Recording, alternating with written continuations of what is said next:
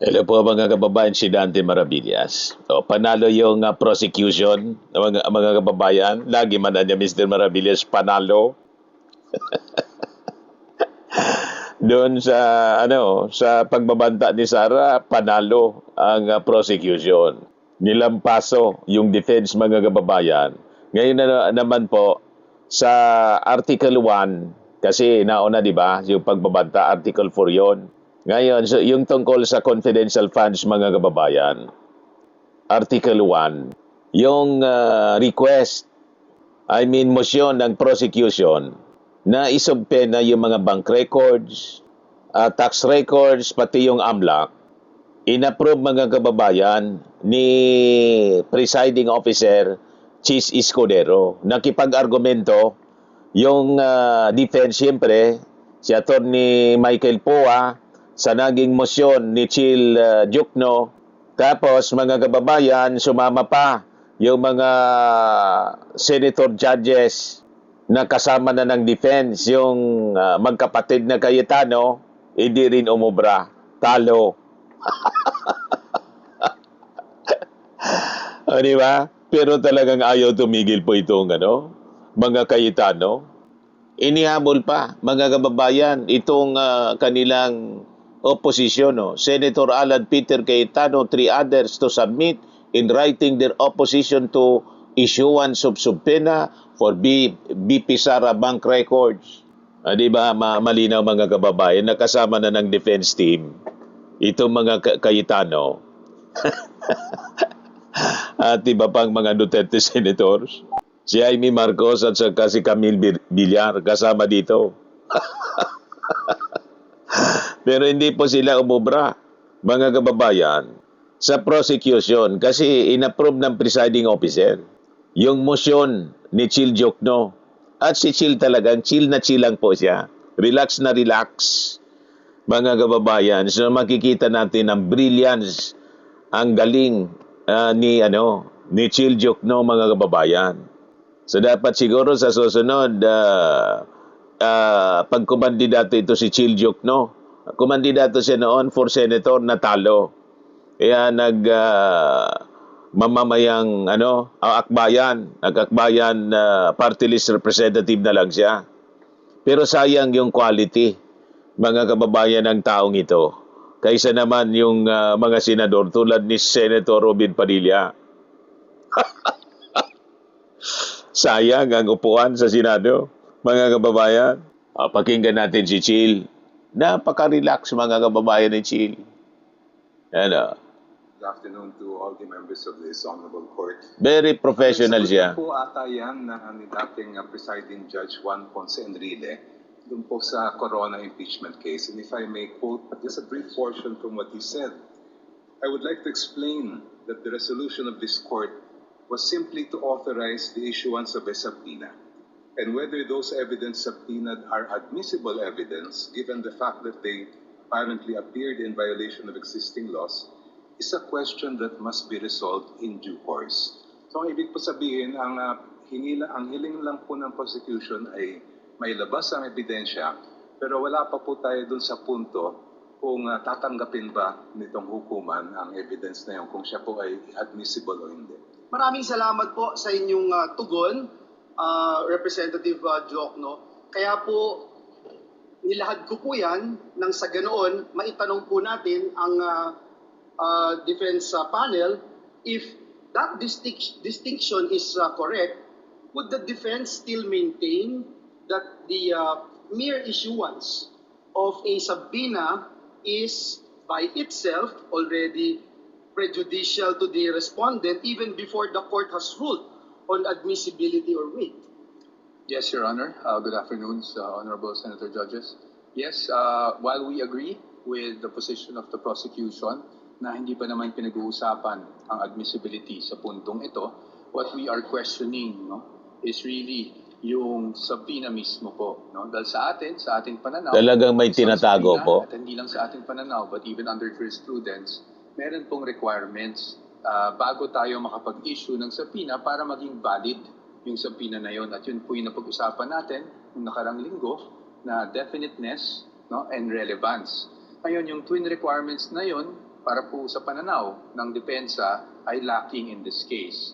And that is why we maintain our position as regards opposing itong request ng prosecution sa pag-issue ng subpoena. Well, at least malinaw po, no? Ang pag-issue ng subpoena, not necessarily opening of records, una. Pangalawa, to be presented in court. At pangatlo, to be admitted as evidence by this court. Before I go dun sa requirement, let me ask the panel of prosecutors, si Representative Jokno, dun po sa pananaw ng depensa on alleged fishing expedition, just for the guidance of Senator Judges, this representation would like to clarify one procedural matter. We understand that the concern raised by the defense that the subpoena may be overly broad. And at the same time, we also recognize that the court has a duty naman to determine whether the records being sought are sufficiently relevant and material to the issues before us. So, Representative Job, maaari po ba ninyong ipaliwanag kung paano ninyo tiniyak na ang hinihinging mga records ay hindi po simpleng paghahanap lamang ng posibleng ebidensya o tinatawag na fishing expedition, kundi ito po ay mga partikular na dokumento na sa tingin po ninyo ay meron pong malinaw at direktang kaugnayan dito po sa mga articles of impeachment. Thank you, Your Honor. Ang hinihiling po namin sa mga subpoena ay kaugnay sa Article 2, which involves charges of unexplained wealth. Kung titingnan po natin yung mga jurisprudence pagdating sa unexplained wealth, klarong-klaro po na sinabi mismo ng Korte Suprema na kailangan makita yung buong larawan, Correct. hindi lamang po ng mga salin na final ng isang lingkod bayan, kung hindi lahat ng kanyang kinita. Correct. What we would call Para may lawful, comparison. and if there is illegitimate income. Ang salin po kasi ay parang snapshot lang po yan, year-end, kung ano yung mga assets, liabilities, and net worth ng isang government official. Ang ITR din po ay parang short video lang po yan ng mga transaksyon ng isang taxpayer sa kabuuan ng taon na yon.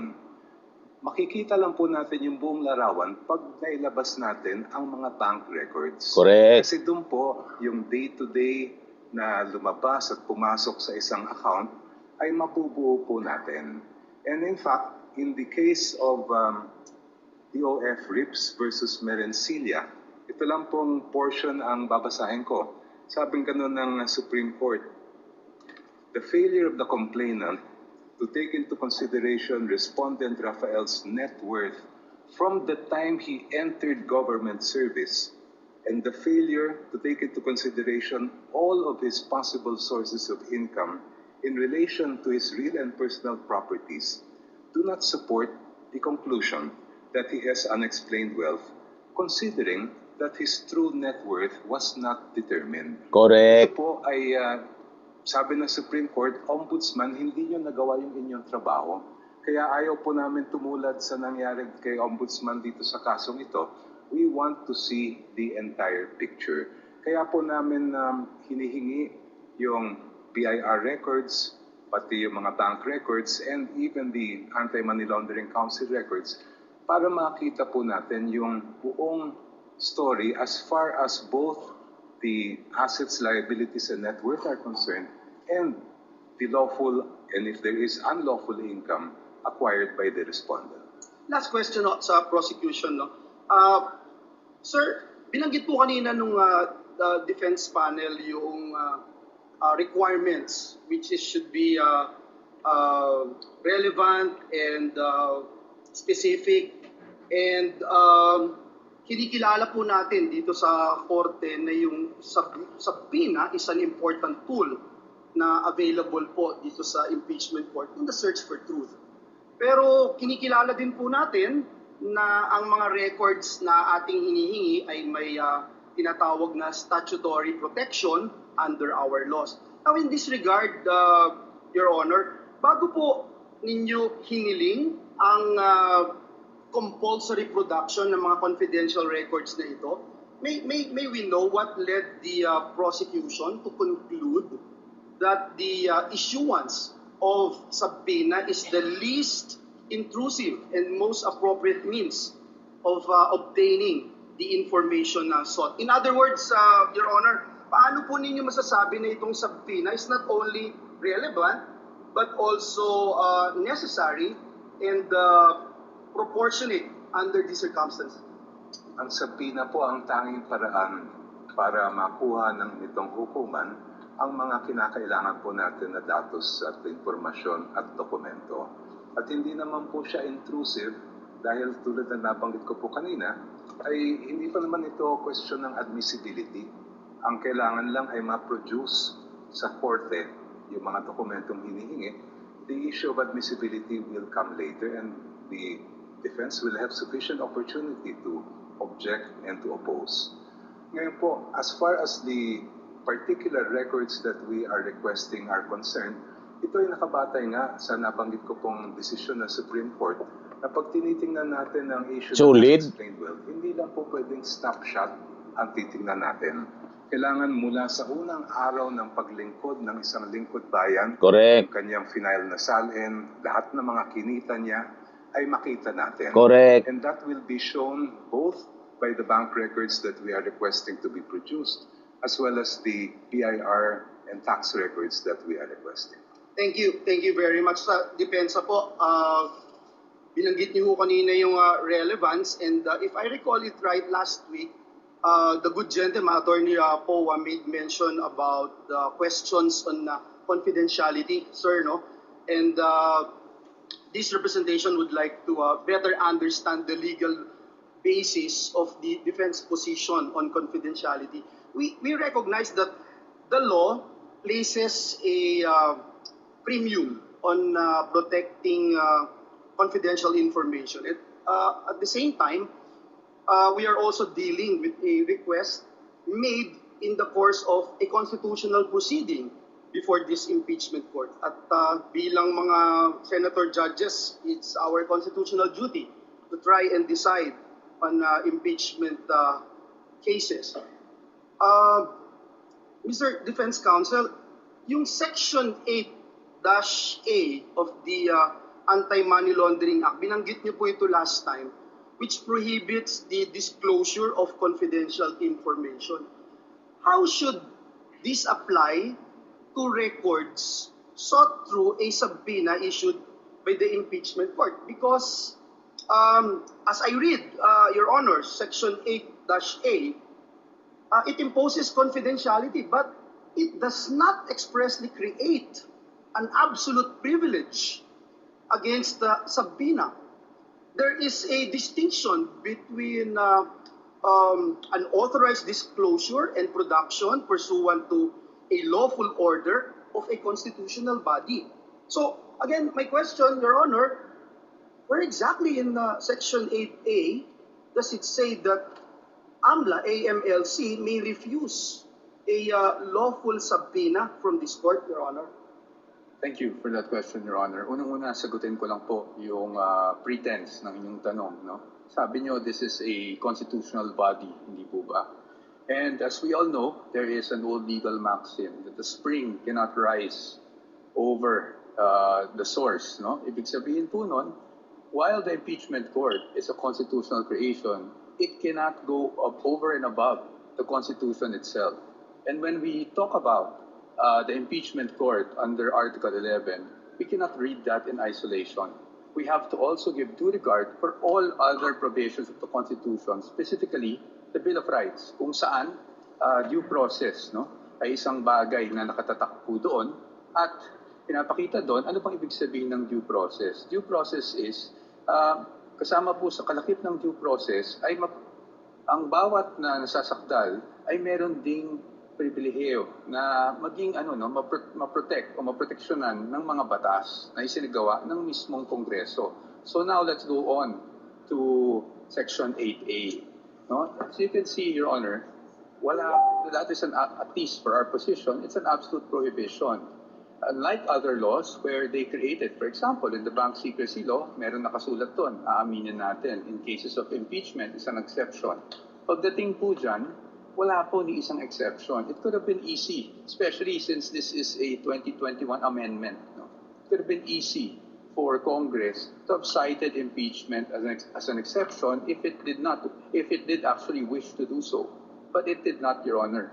And it is our position that if we were to compel and issue a subpoena against these AMLAC records, we're actually compelling the officials to violate this very section of the law. And that is why we are saying na pagdating sa 8A, absolute po yan. It does not say that there's any exception if any court processes are actually issued to compel the production of these documents. Precisely because ang nasa loob po kasi ng mga records ng AMLAC are intelligence. And that's why it's confidential. And once AMLAC determines that they find out that certain transactions are subject to money laundering or should be actually filed in court, the end result is the complaint itself and not the raw data. And that is why, Your Honors, as to the raw data or the information that they receive, yan po ay strictly confidential under 8A. Thank you for that.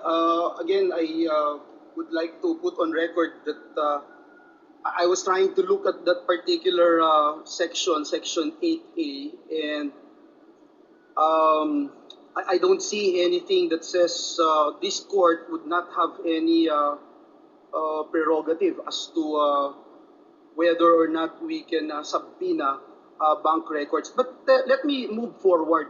Perhaps this could be my last question, Your Honor, Mr. Presiding Officer. The Constitution recognizes two equally important principles: confidentiality on one hand, and the freedom of information, which promotes transparency and public accountability on the other. So, Attorney Poa, gusto ko lang pong malinawan for the benefit of this representation and our dear colleagues here, being Senator Judges, may legal distinction po ba between disclosure of information to the general public and the limited production of records solely to this impeachment court in the exercise of its constitutional function? Because we understand that the principle of freedom of information is rooted in transparency and public accountability, especially po when the conduct of a public officer is under constitutional scrutiny. Now, if confidentiality is the concern, would you agree, Attorney Poa, that this impeachment court can impose safeguards on the use and disclosure of the records? Kung maaari naman po na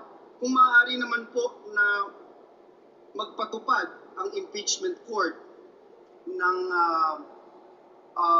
sapat po na safeguards upang mapanatili ang confidentiality ng mga records, bakit po dapat maging hadlang ang confidentiality sa isang impeachment court upang suriin ang mga impormasyon na maaari nga pong may kinalaman sa mga isyung nararapat nitong resolbahin bilang isang impeachment court?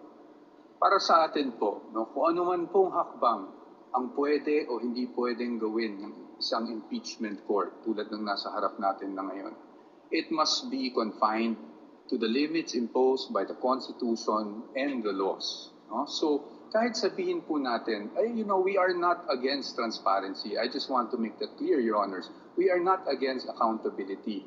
But again, as I've mentioned last week, hindi naman porket po that we are all looking for accountability ay transparency, ay isasantabi na lang po natin kung ano ang mga karapatan, hindi lang para sa impeachable officer, pero para kahit sinong Pilipino na nakasaad sa batas, including absolute confidentiality in terms of AMLAC reports, which we are pointing to.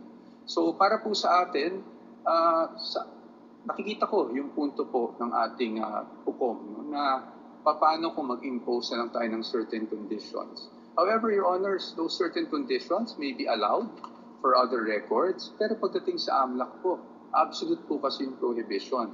And if we were to amend or at least suspend the provision of 8A, then it is as if this Honorable Court is actually doing some sort of judicial legislation, no? Because we are technically suspending this law for a specific person na hindi natin pwedeng gawin sa iba. That is why, ang sa akin lang po, ang sa amin, sa punto ng depensa, is paano po yun? Meron po bang instances na papayagan na lang natin, isang tabi natin yung batas, at merong instances na hindi? I think, Your Honors, we feel, the defense feels, Your Honors, that in the search for truth, transparency, accountability, we must still work within a framework, which means that we must work within the limits imposed by the Constitution, the laws, and the rules of the land. Yun na po, Your Honor. Salamat po, Attorney. Mr. Presiding Officer, just a few seconds, just to put on record, ang Senado po ay nasa plenaryo na po yung proposed Bright Act natin na maraming sumuportang mga kasamahan natin.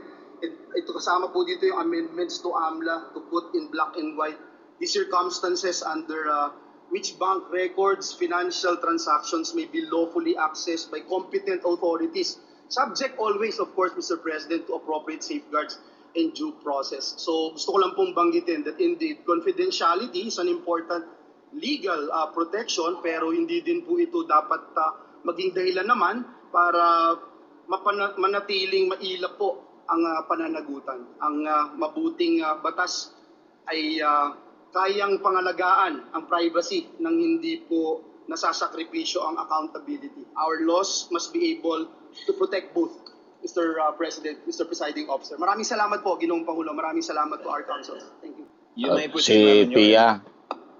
Si Pia magsasalita. Pakinggan nga natin kung ano yung sasabihin. Baka tulad ng kapatid niya, nasa side ng defense ang mga argumento, manifestations. Mr. Presiding Officer, I'd like to start this discussion with a question that hopefully will allow our kababayans who are watching, listening, to understand the situation. Of course, I pose it also to the parties. If the government had in mind that there's a business and of course a particular businessman or businesswoman who is violating a lot of laws pertaining to the operation of their business, be it customs law, BIR, regulations, can they just proceed and pwede ba silang basta na lang mag-request ng dokumento o mag-file ng kaso na requiring the businessman and the corporation to produce those documents? Pwede ba? So yun ang pag-isipan natin, no? Kasi yun ang tanong eh. Similarly, ginagawan ko lang ng ibang analogy para maintindihan ng kababayan natin. So this is the essence, dear colleagues, parties. Private person yon, businessman. Si Sara, hindi man po private person. This is ingrained in our Constitution. Totoo po na Vice Presidente po. ng gobyerno at obligasyon ng gobyernong patakbuhin ng maayos ang gobyerno. But it is always with due respect to the rights of every individual Filipino. That is the right to life, liberty, and property. So bago mo sagasaan yung right to life, liberty, and property, siguraduhin mo lang na may basihan ka. Yun lang naman ang sabi. So of course, ako, gusto ko talaga na maayos ang patakbo ng gobyerno para if somebody's life is also in danger, then maniwala man sa'yo. And prevent somebody's liberty. Kasi nga, sinasagasaan niya yung life and liberty ng ibang tao. So it's a balance. No? I think we can all agree it's a balance. So I want to go straight into a landmark Wala pong balance sa inyo. Nakakiling po kayo doon sa kabila. Kasi it is a legal Alatang-alata. Pero gawin nyo lang simple para hindi masyado complicated para sa mga nakikinig sa atin.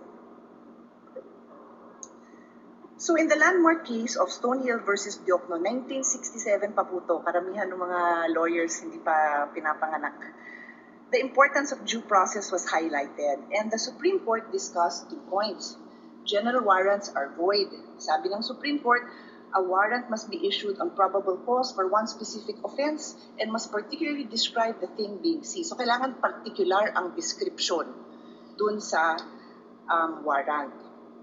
Warrants that leave it to the discretion of the officers serving them to decide what to seize, or general warrants are outlawed by the Constitution because they place the sanctity of the home and privacy at the mercy of prosecutors. So sinabi dito na kailangan specific. Take note, warrant ito ha. So pina naman ang pinag-uusapan natin. Alam ko po yun.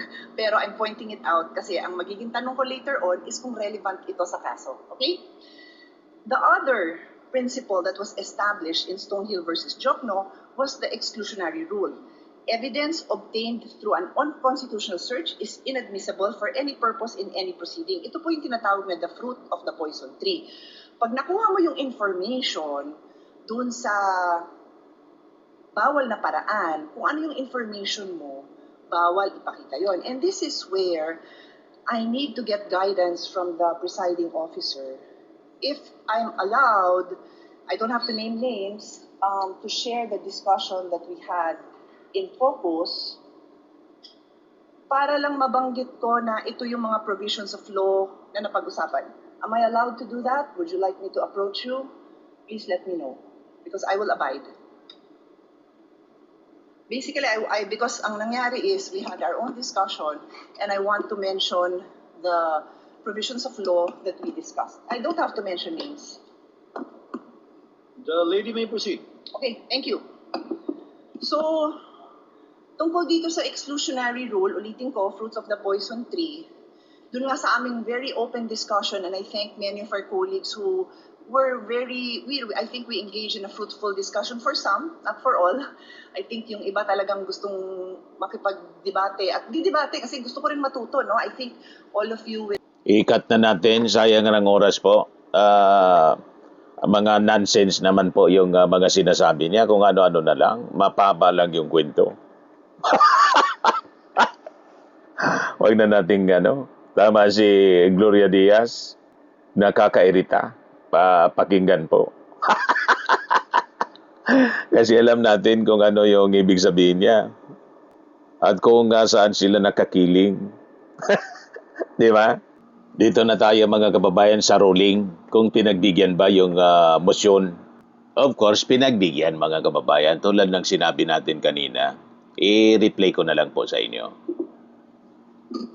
The impeachment court will now resolve the prosecution's renewed request for the issuance of subpoena ducis tecum dated July 6, 2026. You may seat, counsels. Directed to the concerned banking institutions and Anti-Money Laundering Council. The court begins with the standards governing the issuance of subpoena ducis tecum. These are set forth in Section 3, Rule 21 of the Rules of Court, which provides, among others, that in the case of a subpoena ducis tecum, it shall contain a reasonable description of the books, documents, or things demanded, which must appear to the court as prima facie relevant. Settled jurisprudence has affirmed and clarified these requirements in the 2021 case of Republic versus Sandigan Bayan, dated 2/15/21, where the Supreme Court stated, quote, "A subpoena ducis tecum may be issued if the tests of relevancy and definiteness are satisfied. The court must ensure that, number one, the books, documents, or other things requested must appear prima facie relevant to the issue, subject of the controversy, the test of relevancy, and number two, such books must be reasonably described by the parties to be readily identified, the test of definiteness." In the case of BSB Group Inc. versus Go, GR number 168644, the court stated that evidence is relevant when it bears such a direct relation to the fact in issue as to induce a belief in its existence or non-existence, and when it relates to a collateral fact from which the existence or non-existence of the principal fact may logically be inferred. These requirements are intended to ensure that the subpoena is not used, as mentioned earlier and discussed earlier, as a tool for a fishing expedition as held in Apostol versus Lubingan Rafael, GR number 260640, dated October 1, 2025.